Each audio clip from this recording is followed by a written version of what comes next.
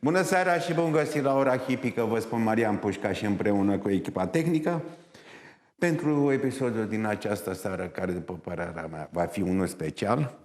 Am cerut unele sugestii din partea CNA-ului, am găsit o mare amabilitate în persoana doamnei Mariana Stoian. Dânsa mi-a făcut unele recomandări pentru această emisiune. Fapt pentru care îi mulțumesc, mai ales că apreciază și formatul acestei emisiuni. Să rămână, doamnă, și vă mulțumesc. În ultima vreme v-am prezentat unele aspecte din mai multe țări în ceea ce privește industria hipică. Am fost în Franța, Belgia, Italia, Germania, Austria, Ungaria. În urmă cu 2 săptămâni am fost în Canada. În această seară mergem în altă țară din Europa, o țară frumoasă, deosebită, de care se spune că sunt cei mai veseli oameni acolo. Dar cum imaginile fac câte 1000 de cuvinte, Dani, hai să vedem în ce țară mergem în această seară, împreună cu invitații mei.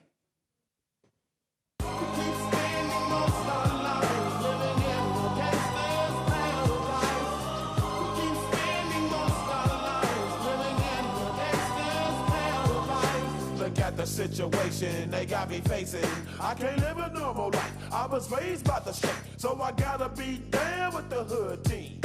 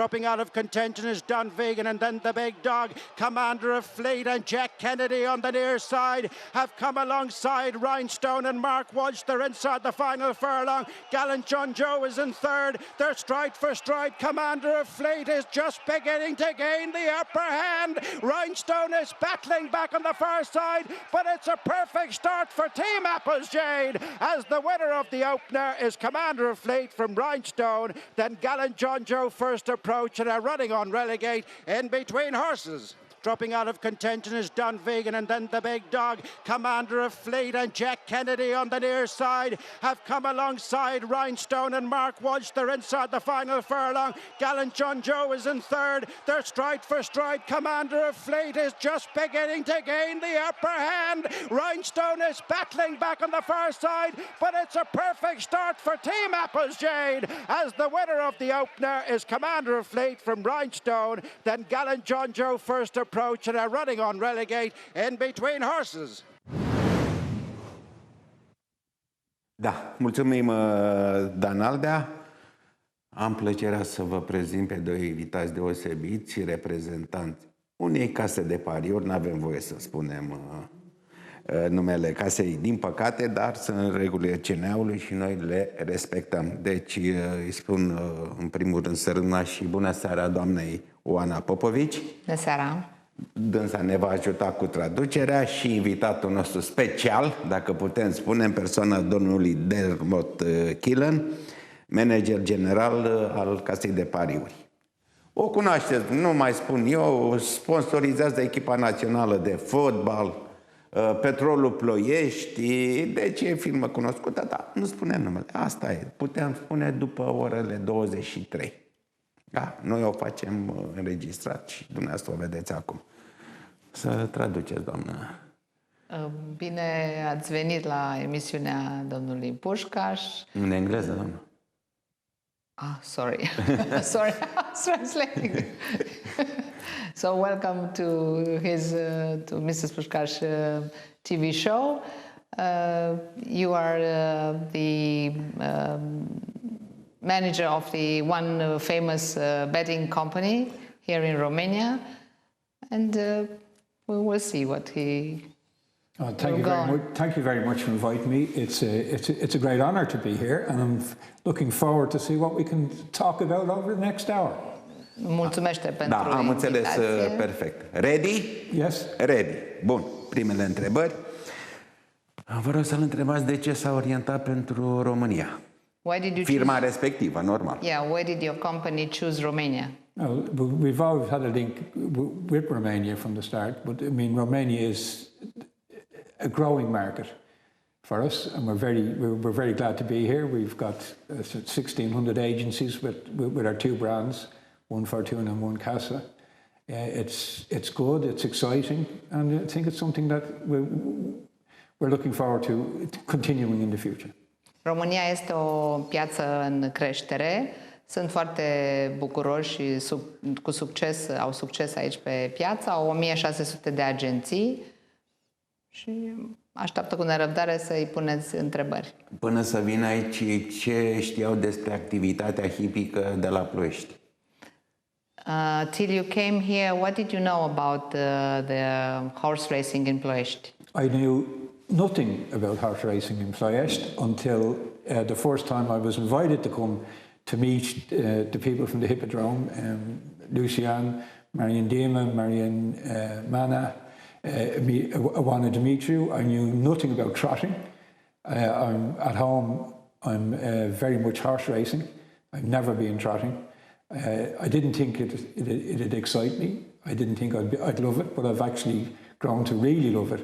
It's very exciting, and it's something that I'm very happy to be involved with. Nu știa absolut nimic până ziua când a fost invitat la Hipodrom și a luat legătura cu reprezentanții Trebuie să-i și numim inginer Marian Manea, președintele Federației Române de Trap, și colegul nostru din presă, Marian Dima, de la Prahova. Pentru dumneavoastră și pentru cei dintre dumneavoastră de acasă care nu cunoașteți prea multe, așa un scurt istoric, deci încep cu Regina Maria României, care a păstorit regimentele de cavalerie. În 1922 s-a făcut primul hipodrom în România la Băneasa, în București, care construcția a durat decât 3 luni. Alt hipodrom s-a inaugurat în 1936 de către Ionel Matac, care a mers și pentru curse de galop și pentru curse de trap până aproape de 1960. 23 martie 1961, Marele Mircea Ștefănescu împreună cu colegii săi au plecat cu caii de la Băneasa și au ajuns dimineața aici la Ploiești, și pe 26 aprilie a fost prima reuniune hipică la noi la Ploiești.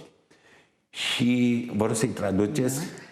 So he started a little history about hippodrome and horse racing in Romania. It started with Queen Mary, one of the Romanian queens. Then, deci după Regina Maria. După Regina, primul hipodrom s-a făcut la Floreasca în 22. Floreasca, in 1922, 22. În 36 alt hipodrom la Băneasa. Then another one in 1936 in Băneasa, another area in Bucharest. And then in 60, în 61 s-au mutat they moved here la in Ploiești.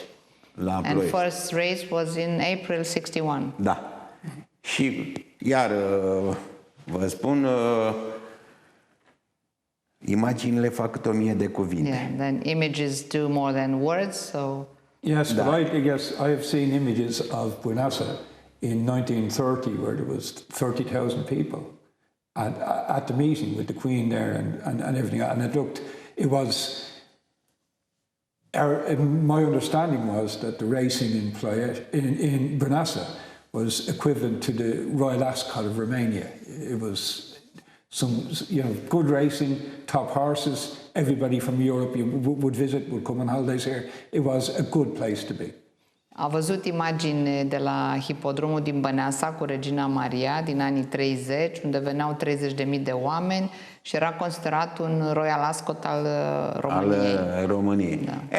Vă dăm ocazia să vedeți cum arăta și hipodromul din Ploiești prin anii 60.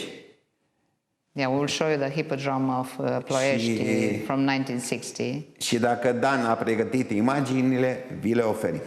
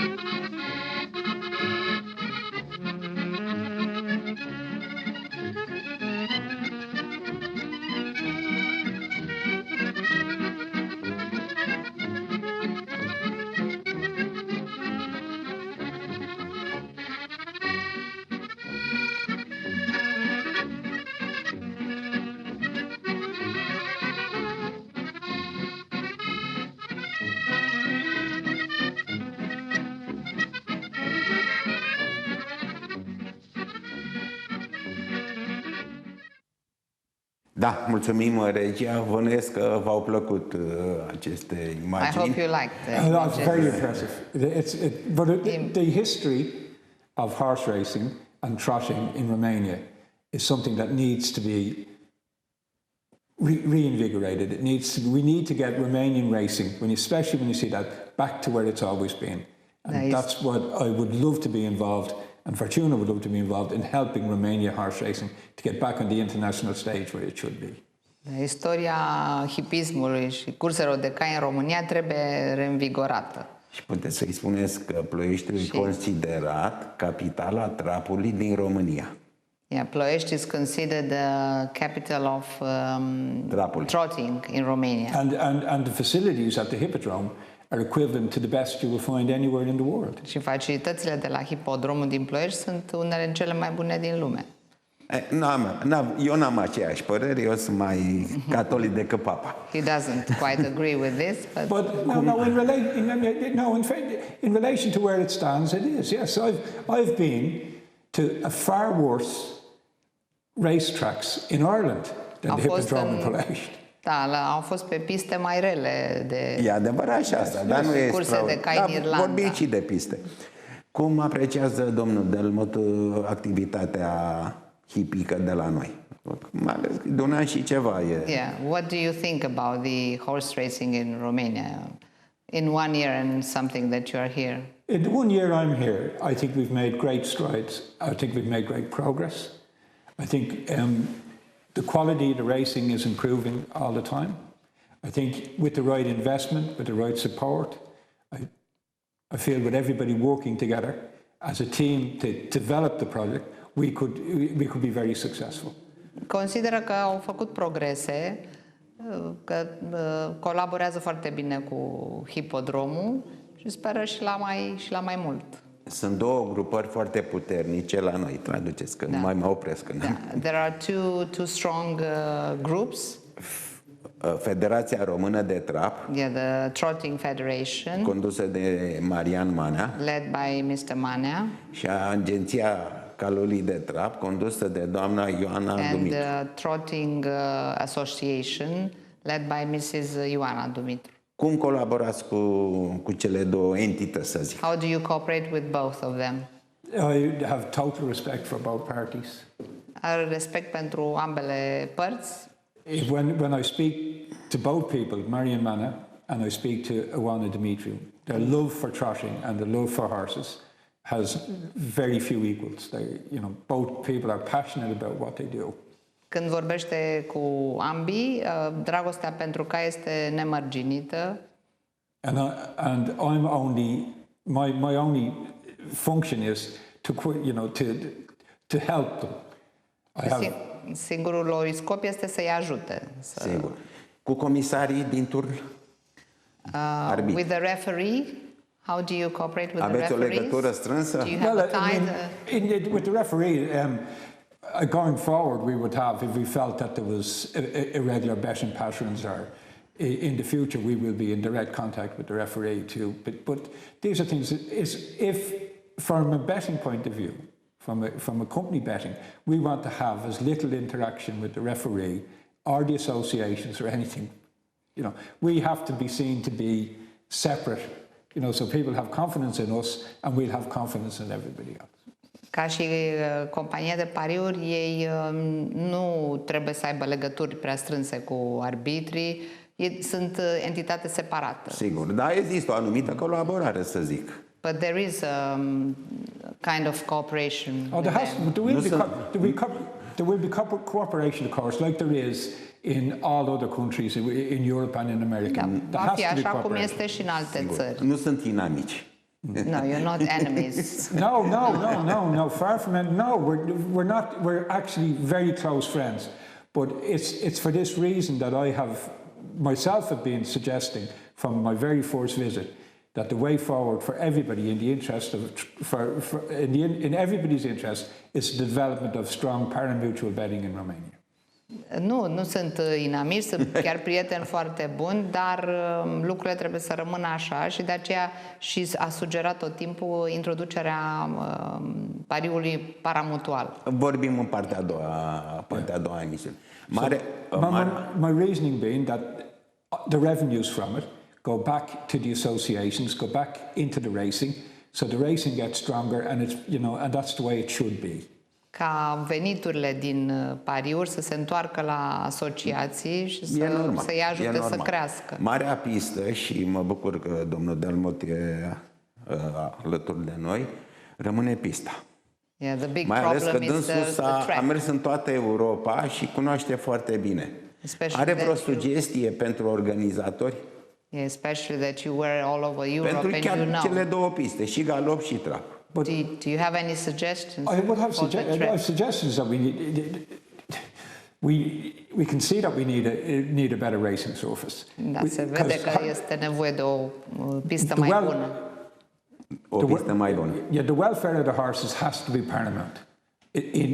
In the age we live in now, the welfare of the horses has to be paramount. But what we need to do is we need to grow the business, and we need to grow the industry, and then we need to develop as we go along. What we have to do at this moment in time is make the best of what we have, and I certainly feel we're doing that.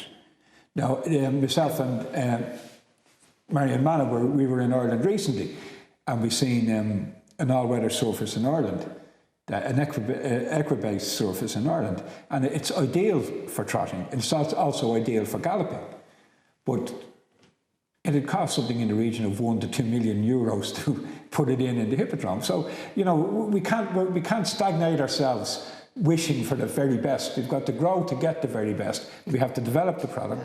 We have to develop sponsorship. We've got to develop associated parties.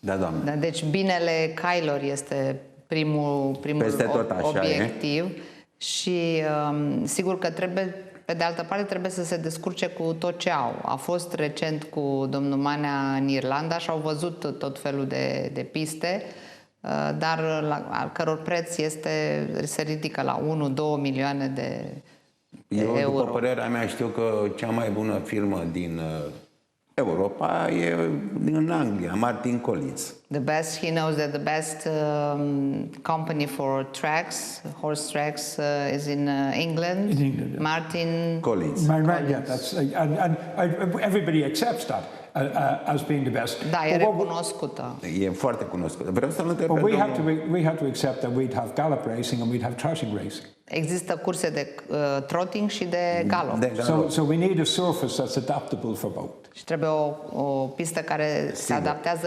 ambelor Când s-a feluri. construit pista de galop de la noi de aici, pista a cerut vreo părere domnului Delmot? When they build a track here, did they ask for your opinion? No, I wasn't involved. No? I wasn't Nu era aici, involved. nu era aici. I wasn't involved. Nu a fost aici, I'm nu a only fost here one implicat. year. El e aici doar de un an. În loc, eminențele astea cinușiale noastre, în loc să pună o iarbă Bermuda gras, au pus trifoi. Și de asta am Yeah, făcut well, legătura cu trifoiul din Irlanda. Da, nu știu. Yeah, they didn't choose it. Apparently they didn't choose the right grass to put it on the track. But we need to stop focusing on the past. We need to focus on the future. Trebuie să ne focusăm pe viitor. Ce a fost, a Ce a fost. fost pe viitor. We have to learn from our mistakes if mistakes were made. Trebuie să învățăm din greșeli dacă s-au făcut greșeli. Sigur. Tot pentru viitor mă gândesc și eu când vom avea cursele de la noi, de la Ploiești, transmise live în agențiile casei dumneavoastră.